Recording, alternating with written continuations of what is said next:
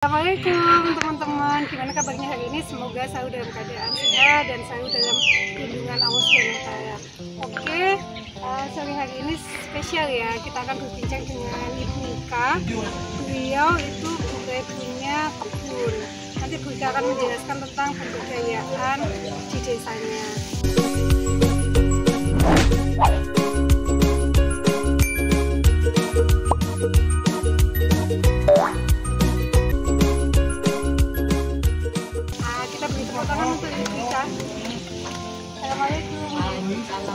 Gimana kabarnya Bu Ika? Alhamdulillah baik-baik Sehat Bu? Alhamdulillah. Gimana bisa dijelaskan Ibu? Katanya ada pembudidayaan di desa untuk masyarakat. Alhamdulillah dalam 2 tahun belakangan ini dari saya berusaha untuk meningkatkan potensi desa. Dari lahan yang ada, terus dari SDM yang berlebih. Ini saya ingin meningkatkan ke agrobisnis, perikanan atau peternakan. Iya Bu ya, karena di desa kebun ini banyak lahan kosong, terus banyak SDM yang tidak bekerja. Jadi dengan berpikir itu sebagai potensi ya. Saya tetap terus berusaha kan, karena ini mengingat apalagi kan pandemi sekarang, saya ingin tetap berproduktif ya. Di tengah-tengah pandemi saya tetap produktif. Gimana caranya tetap nyari peluang atau lahan bekerja atau SDM yang Jadi apa berlangsungnya kurang lebih 2 tahun ini? kurang lebih cuman kan sebelumnya saya nanam kayak cabai, terus terong. Cuman yang ini dari 2 bulan yang kemarin. Oh iya. Nah ini juga terbantu banyak. Kan di rinci Bu, apa aja yang diternakan, terus habis itu apa aja yang di perikanan dan sebagainya. Ini karena memang peternak masing-masing. Iya. Untuk peternakan kan memang ada sapi sama kambing. Nah ini nih ada yang megang sendiri-sendiri. Untuk perikanan ya ada sendiri. Untuk agrobisnisnya juga ada sendiri. Perikanan itu apa yang diternakan? Lele. Oh iya. Sedangkan untuk agrobisnisnya saya alhamdulillah saya terbantu dari anak UTM mahasiswa ya, yang berangkat dari KKN Mandiri yang akhirnya jadi pengabdi masyarakat, jadi pengabdi saya ibaratnya. Saya terbantu banyak dengan ini Mas Alan. Oh iya. Nanti berarti biar nanti untuk teknisnya tentang pembudidayaan dan sebagainya nanti dijelaskan sama Mas Alan ya untuk teknisnya ya. Oke. Langsung tanya jawab aja ke beliau. Soalnya beliau pakarnya. Iya. Nanti mungkin dijelaskan dari proses pembibitan sampai pemanenan. Oke, terima kasih banyak Bu Ika ya untuk sudah dikasih izin untuk ini. Oke, terima kasih. Manfaat ya. Informasi. Iya, pasti bermanfaat sekali. Oke, terima kasih. Assalamualaikum. Dijelaskan Mas Alan untuk teknis apa pembudidayaannya. Oh, kalau di sini budidayanya yang pertama ada sayur. Jadi awalnya saya di sini tuh sayur, kemudian yang 2 bulan kemarin kita nyoba di buah. Nah, untuk di sayur ini tuh banyak, ada kangkung, ada sawi, ada pakcoy, ada selada, ada timun, ada kacang panjang, dan semua itu organik. Jadi kita memanfaatkan dari limbah yang ada di kandang sapi ini, mulai dari kotorannya sampai air kencingnya pun kita buat pupuk semua untuk budidaya tanaman ini seperti itu. Oh iya. Terus habis itu bisa dijelaskan untuk teknisnya, mulai dari penanamannya butuh berapa bulan gitu-gitu. Oh, untuk yang sayur itu cuma 1 bulan. Jadi mulai dari tanam itu 1 bulan sudah bisa panen. Kalau untuk semangka itu 2 bulan. Jadi fase 1 bulan pertama itu berbuah, kemudian di bulan kedua awal itu sudah mulai berbuah. Jadi buahnya itu dari kecil itu sampai bisa panen itu 1 bulan. Jadi totalnya itu 2 bulan. Seperti itu. Siapa aja yang mengerjakan? Terus berapa banyak yang mengerjakan? Kalau yang pertama awalnya kan karena ini bentuknya penyuluhan. Jadi saya sendiri, saya memberikan contoh, kemudian dari anak-anak kebun, terus kemudian anak-anak voli, karang tarunanya. Kadang juga ada masyarakat yang tertarik dan ikut mau mencari ilmu. Dan juga dari mahasiswa UTM juga untuk yang adik-adik tingkat juga kadang ke sini untuk bahan praktikum atau bahan wawancara seperti itu. Oh, jadi ini berangkat dari ilmu waktu kuliah ya? Ya. Oh, ya. Oke. Jadi diterapkan di sini gitu. Ya. Jadi kan ceritanya yang seperti dibilang Bu Bun tadi, pertama saya KKN di sini. Setelah KKN itu kan di masa pandemi, akhirnya saya kan nggak bisa pulang. Akhirnya saya memutuskan untuk mengabdi di sini. Mengabdi membantu untuk peningkatan produksi di pertanian dan juga memanfaatkan limbah yang ada. Jadi sayang kalau nggak dimanfaatkan limbah. Terus untuk pembagiannya, misalkan nanti untuk penjualan dan sebagainya gimana? Kalau untuk penjualan, untuk yang sayur ini kita sudah branding. Kita branding sendiri, itu kirimnya ke Surabaya dan Gresik. Jadi emang sasarannya itu orang, kalau orang bilang itu orang kelas atas lah, orang yang sadar ya, yang organik ya, yang tahu yang organik. Jadi kita tiap minggu itu pasti kirim. Kalau yang sayur. Berarti untuk pengirimannya berarti dari sini yang mengirimkan ke sana. Maksudnya kita ada proses distribusi sendiri. Iya. Oh ya. Bisa nanti ditunjukin Mas Ayan untuk apa? Mulai dari proses pembibitan dan sebagainya ya. Iya. Mulai dari pembibit-bibitannya Mas Ana. Kalau ini itu di sini ada bibit, ada tomat, ada kale, kemudian ini ada rosella, ada cabai.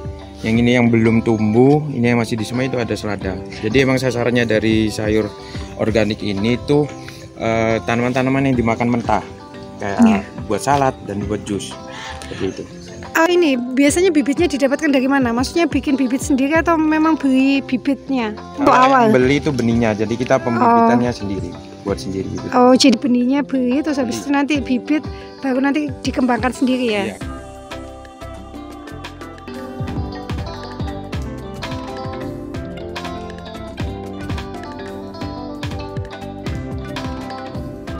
Itu sawi. Ini memutuskan sayur-sayur ini yang ditanam ini kenapa? Karena sesuai dengan pangsa pasarnya atau karena lebih mudah atau gimana? Kalau di daerah Gresik, Surabaya, Sidoarjo dan sekitarnya ini belum ada produsen dari sayur organik sendiri.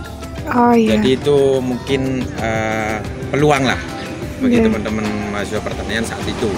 Dan akhirnya saya memutuskan untuk menanam sayur-sayuran ini. Terus butuh berapa lama untuk panen ini? Kalau untuk panen kan seperti yang tadi saya bilang, untuk sayuran itu cuma 1 bulan, ada yang kurang dari 1 bulan. Kayak kangkung itu 25 hari sudah bisa panen. Kalau untuk selada itu membutuhkan waktu 2 bulan kadang lebih. Terus ini apa aja yang perlu diperhatikan? Maksudnya selain kualitas bibit dan sebagainya? Kepastian organik. Jadi konsumen itu pasti mungkin kadang ragu karena kita belum bersertifikat organik. Nah, gimana caranya kita melihatkan atau meyakinkan konsumen ya, dengan apa yang kita lakukan itu kita selalu post di IG. Mulai dari pembuatan pupuknya, terus kemudian inseknya itu kita kan nggak pakai pestisida sama sekali. Jadi yang harus diperhatikan ya keaslian organiknya sebenarnya. Oh, berarti untuk brandnya harus dijelaskan ya ke konsumen tentang prosesnya bahwa ini benar-benar organik gitu. Terus untuk proses mendapatkan sertifikat itu kenapa? Maksudnya ada tingkat kesulitannya di mana? Kalau untuk sertifikat itu mungkin biayanya. Tapi untuk insya Allah tahun ini kita bisa maju ke sana karena kita juga alhamdulillah dapat pendanaan dari Kemenristek Dikti. Oh, jadi ini didukung ya maksudnya. Apa? Terus proses sampai mendapatkan itu gimana? Kalau untuk prosesnya itu kita harus lahan konversi dulu. Jadi lahan itu kita pastikan tidak terkena input kimia itu selama 1 tahun. Nah, setelah 1 tahun itu kita disurvei, kemudian kita kalau lolos itu kita bisa keluar sertifikasi itu. Dan itu akan meyakinkan lagi pembeli bahwa kita benar-benar organik. Sampai berapa banyak biayanya? Kalau untuk 20 juta ke atas. Untuk mendapatkan sertifikat organik itu? Iya. Oh, bisa gitu. Oh, jadi untuk Kemenristek ini khusus untuk membiayai sertifikatnya atau membiayai program ini secara berkelanjutan? Jadi sayur RG ini masuk di startup. Jadi usaha rintisan yang dimulai dari nol para pemuda seperti itu. Jadi di Ristek itu banyak programnya mulai dari startup pemula, terus menengah sampai yang scale up yang bisa sampai 1M untuk pendanaannya. Jadi pengembangan dari Ristek ini pengen mengembangkan usaha-usaha dari para pemuda dan masyarakat sekitarnya khususnya. dapat dana berapa dari ini kementerian? Kurang lebih 100. Oh, tapi itu maksudnya apa, ada bentuk laporan pertanggungjawabannya dari sini gitu? Pasti. Oh. Jadi kita gak main-main di sana. Maksudnya ada syarat-syarat khusus, maksudnya penggunaan dana itu apa, ada syarat khusus harus dibuat untuk apa gitu? Tidak. Jadi bebas, yang penting untuk meningkatkan produksi dari startup.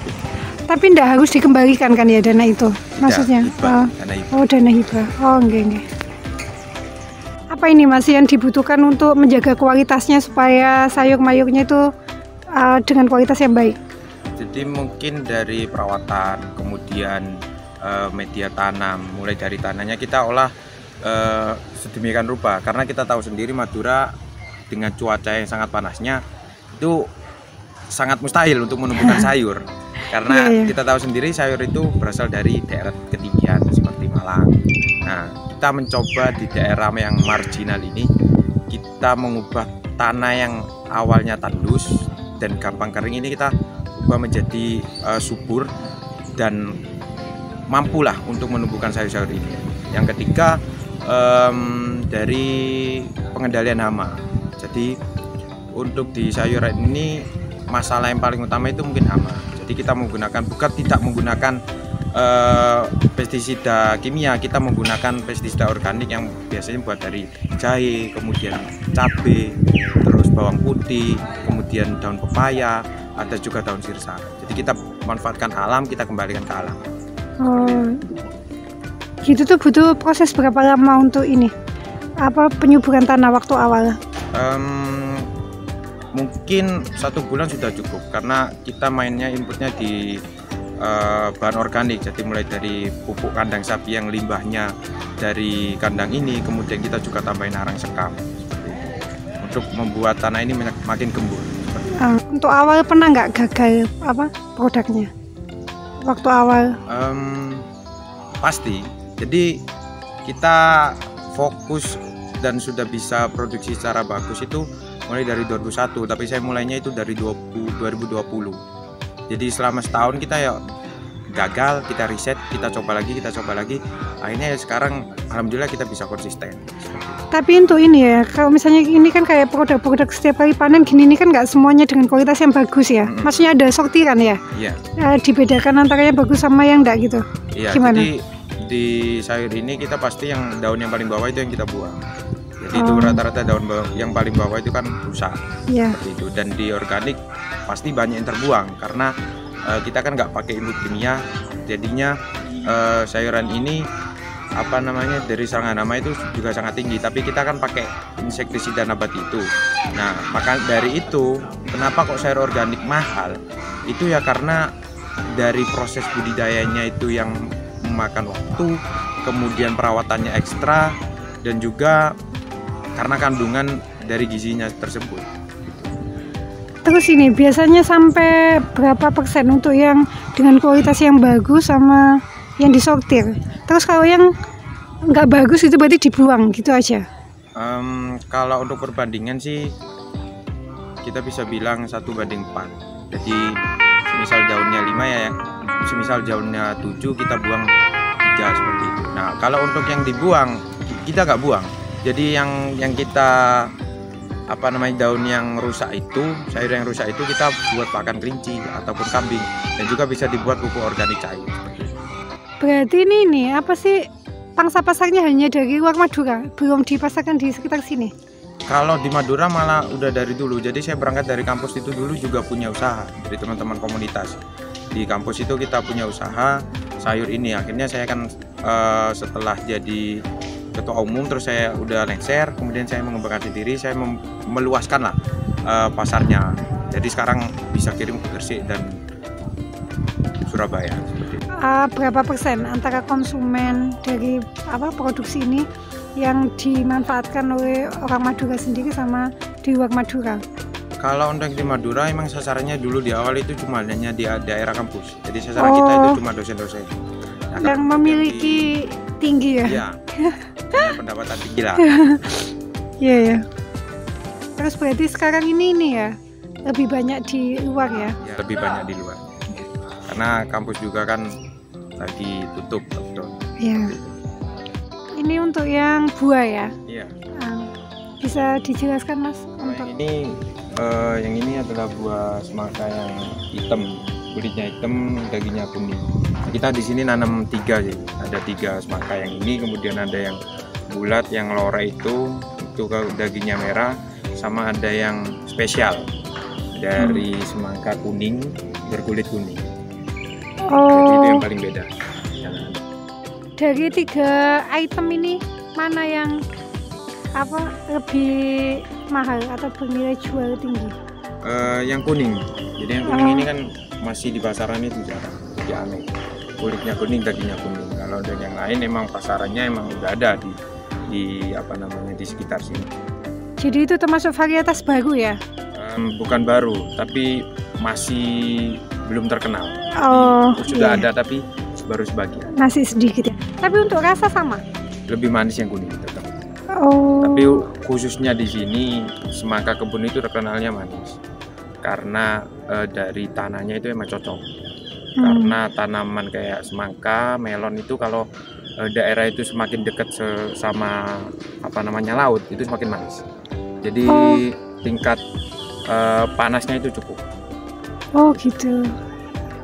Itu biasanya berapa lama ini prosesnya dari pembibitan sampai menjadi siap panen? Kalau untuk dari pas bijinya itu untuk siap dipindah di lahan ini itu membutuhkan waktu 12 hari. Nah setelah itu kan dipindah di lahan. Nah di lahan ini sampai panen itu 2 bulan. Terus ini untuk dipasarkannya gimana? Kita sempat kemarin itu juga bingung mau dipasarin gimana. Nah karena teman-teman kan semuanya yang ngelolainnya adalah pemuda, jadi kita gak mau tergantung kepada distributor atau kalau bisa dibilang itu bakul lah. Ya kita branding sendiri, kita beraniin diri untuk terjun ke jalan untuk jual langsung. Jadi yang kalau semisal diambil dari distributor itu paling cuma 1.000 per kilo atau 2.000. Nah kalau kita jual sendiri kita bisa untung dari 1 kilonya itu, harga 1 kilonya itu 7.000 karena kita mau turun gitu. Nah ya saya di sini juga pengen memberikan edukasi kepada teman-teman yang muda di daerah kebun bahwa pemuda itu nggak boleh diem-diem aja di zona nyaman. Kita harus naik, kita harus pun bisa gitu. Toh kalau mau sukses ya buang urat malunya, karena kita nggak maling atau kita mencuri, kita menjual apa yang kita usahakan. Ini ya berarti jemput bola ya langsung ke konsumen ya. Tapi sebelum jemput bola ini memang sempat diambil sama ini tengkulak? Tidak. Jadi kita dari kemarin akhirnya diskusi kita mau jual sendiri seperti itu, kita branding sendiri. Akhirnya kita jual di jalanan. Kemudian bahkan karena kualitasnya yang terkenal itu renyah dan juga manis, orang itu sampai datang ke sini, datang ke kebun untuk lihat. Dan banyak di jalan itu juga orang nggak percaya kalau di kebun itu ada hasilnya. Nanam semangka itu nggak percaya, gitu. Karena pandangan dari masyarakat itu tanaman ini nggak bisa ditanam sini. Padahal potensi dari Madura khususnya dan Kamal ini juga bagus untuk tanaman-tanaman buah seperti itu.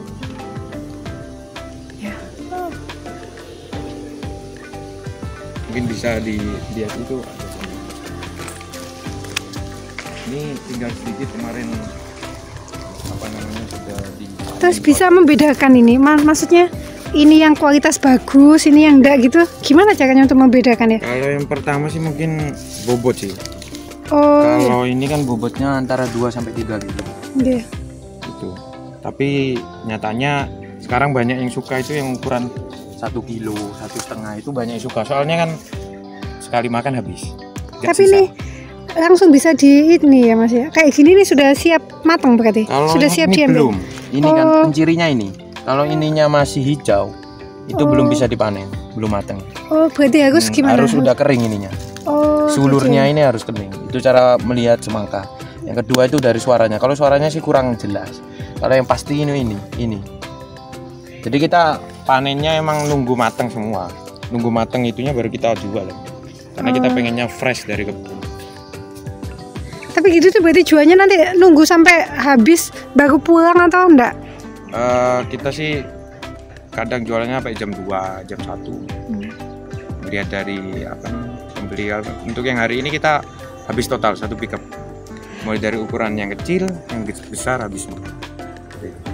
Ya nanti itu kayaknya bertahap ya, kalau sudah orang tahu kan ya ini. Tadi saya ngerasain memang lain, maksudnya dari pilihan warnanya memang lebih bagus, maksudnya lebih cerah gitu. Terus rasanya juga lebih berair mungkin karena langsung fresh itu mungkin ya. Jadi masih renyah itu ya, keras ya. Banyak nyari itu karena dari renyah itu, karena kita kan fresh dari lahannya langsung. Kalau untuk yang semangka-semangka yang lain, mungkin mereka kan dari produksinya kan jauh, otomatis di perjalanan juga lama. Jadi sudah tidak renyah lah gitu. Ini tidak ada harga beda maksudnya antara konsumen dengan tengkulak, maksudnya kalau misalnya orang dalam jumlah yang besar mungkin dikasih harga lain? Kita tetap patokan di harga branding sendiri. Walaupun mereka beli banyak ya tetap kita dengan harga jual sendiri, bukan harga jual tengkulak seperti itu. Maksudnya mungkin ada potongan harga gitu? Oh, kalau untuk potongan sih pasti. Ya. Saya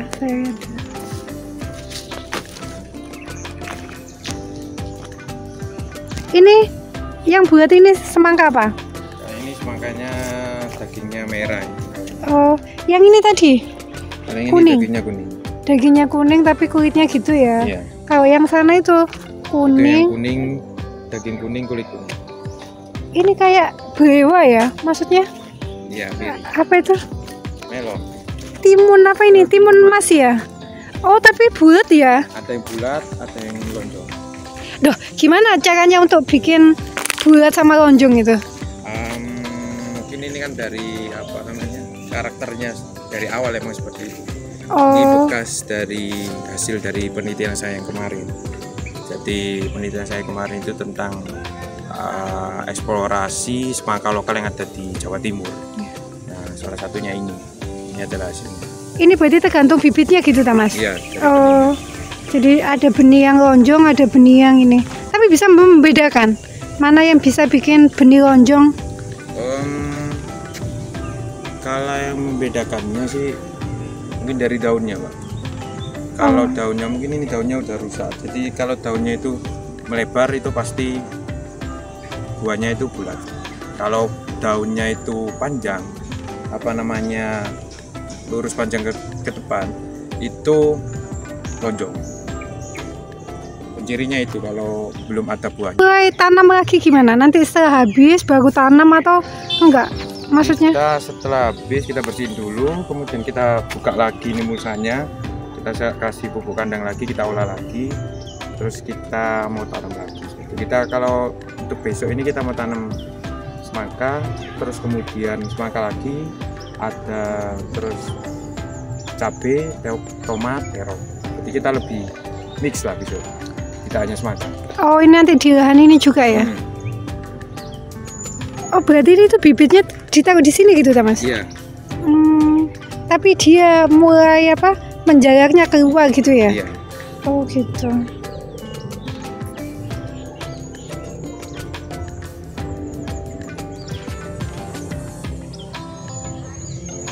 Apa masih yang perlu dijaga supaya kualitasnya tetap bagus gitu? Jadi semangka itu butuh panas, tapi dia juga butuh banyak air.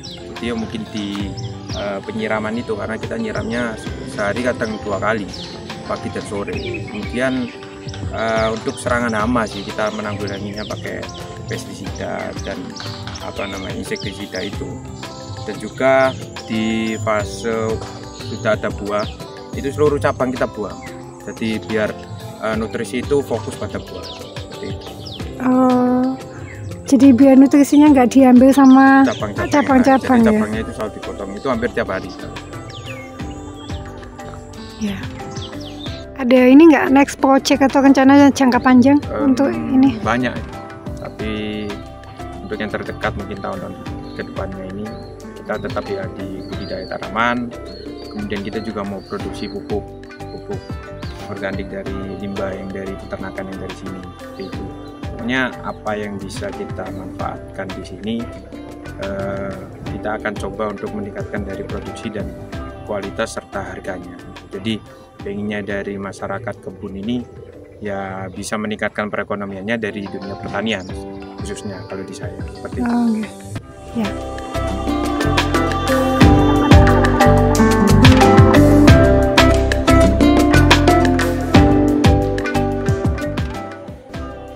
Untuk peternakan bisa dijelaskan Mas Ayan untuk peternakannya? Peternakan ini kan biasanya 4 bulan sebelum dari hari kurban itu kita pulaan dari sini, dari sapi dari luar, kemudian kita gemukkan di sini untuk dijual di hari raya Idul Kurban itu. Nah, untuk yang merawat itu ya warga-warga desa sini. Jadi untuk warga-warga desa yang nggak punya pekerjaan atau nganggur itu kan bisa ngarit di sini. Jadi bisa dapat pendapatan lah di di akhir hari kurban itu kalau sapinya udah terjual. Apa nilai lebihnya sapi ini dibandingkan sapi-sapi lainnya? Kalau yang terkenal sih sapi Madura itu banyak disukai. Iya. Di luar itu, daerah Surabaya, Gresik, Sidoarjo itu entah kenapa sih mereka itu mesti carinya ke sini. Katanya dagingnya itu memang yang bagus Bali sama Madura ya? Mungkin itu juga salah satunya. Sampai berkisar berapa harga per sapinya gitu Mas? Kalau yang kemarin kisaran ada yang 17 sampai 20 ke atas, ya, tergantung dari ukuran itu. Tapi itu harus diantarkan apa? Jadi di sini juga paketnya lengkap. Selain pesan itu juga langsung diantar ke tempat. Oh, jadi harga itu sudah termasuk biaya antar? Ada harganya sendiri untuk pengirimannya. Untuk pengiriman. Tergantung perjanjiannya. Pakai pickup ya? Iya. Apa aja nih? Ada perawatan khusus untuk sapi? Kayaknya sih ya sama seperti di peternakan yang lain. Ya, mungkin makan itu ya dijaga, seperti jangan sampai telat gitu aja. Kalau untuk perawatan yang lain sih kayaknya nggak ada. Paling cuma tambah dedak untuk minumnya seperti itu. Vitamin ya? Iya. Ya kadang kan perlu vitamin. Soalnya sekarang ini tinggal yang sapi cewek. Kalau habis kurban ini pasti yang cewek yang diambil anaknya nanti. Itu juga yang rawat dari warga sekitar yang sambil ada yang karena nggak punya pekerjaan atau juga buat sampingan. Kalau untuk proses ini pengolahan limbahnya gimana? Kalau untuk pengolahan limbahnya yang pertama kan ada 2 limbahnya dari kotorannya dan juga dari air kencingnya. Kalau untuk yang kotorannya sih lebih dibiarin dulu, kemudian kita fermentasi sampai matang. Setelah itu kan baru bisa dipakai untuk tanaman. Yang kecilnya juga sama, kita fermentasi untuk pupuk VOC, pupuk organik cair seperti itu. Untuk pembudidayaan lelenya gimana Mas? Oh, kalau ini budidaya lelenya kan mulai dari kecil, kita belinya bibitnya kecil. Jadi mungkin sekecil ukuran 2 sentian lah itu. Terus untuk sampai bisa panen ini kurang lebih 2 bulan sampai siap panen.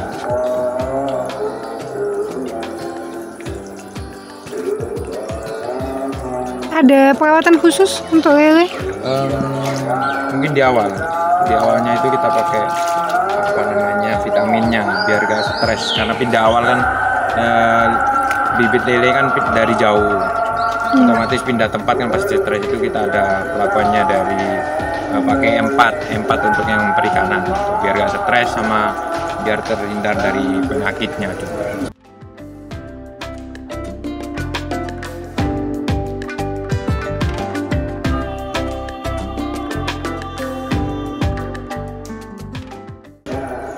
Terus ini nggak ada ini apa sih penggantian air atau apa nggak usah ya? Kalau pergantian air biasanya 1 minggu sekali. Jadi kita rutin ganti per 1 minggu sekali itu kita ganti air.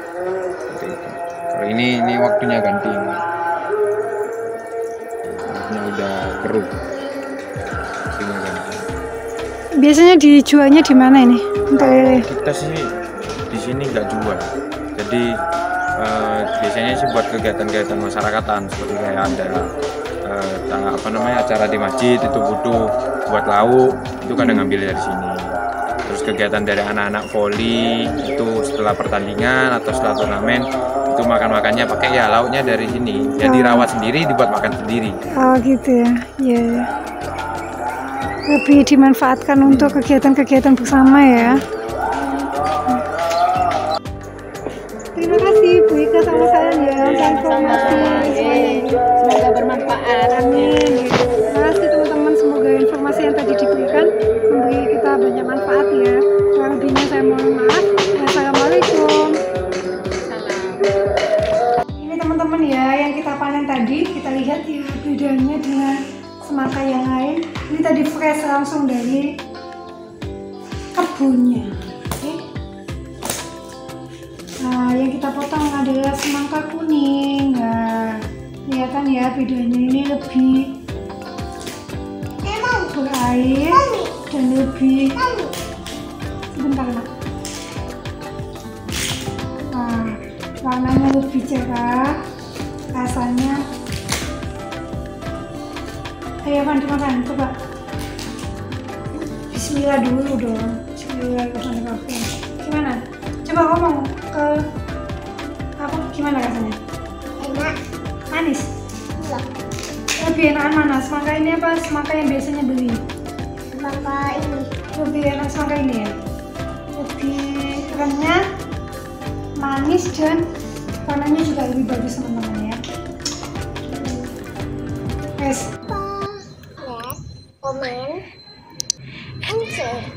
Karena satu itu gratis. jangan lupa bahagia dan selalu bersyukur.